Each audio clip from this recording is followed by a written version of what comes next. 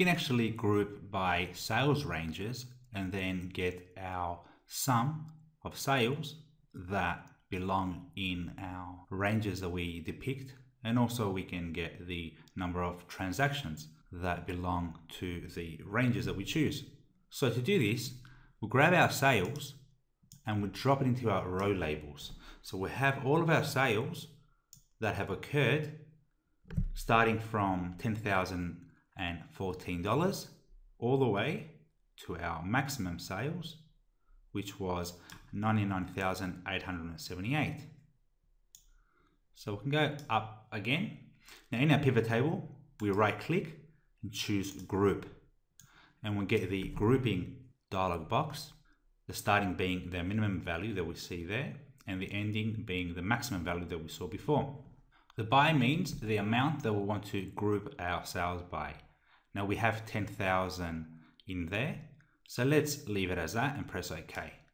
As you can see, our sales are grouped by $10,000 increments all the way down there. And now we can do some further analysis. So let's grab our sales and drop it into our values area. And from in here, we can choose the sum of sales and press OK.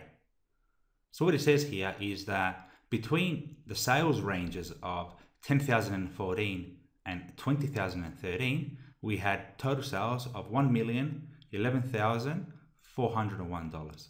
Now we can check that. We can just double click in there and we can see our sales ranges in there are between what we've chosen before, from 10,000 all the way to the 20,000 amount. Now press Ctrl Z and go back. Further, we can see the number of transactions that occurred between each of the sales groups.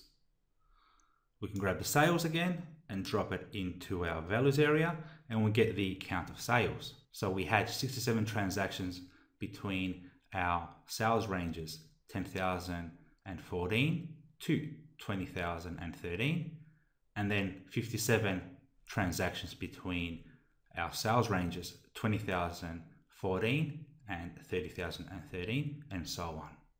So we have our total number of transactions being 576 and our total sales being $32,064,332. Now if you want to round these groups, then you can just right click again, go to grouping. Now instead of starting at 10,014, we can start at 10,000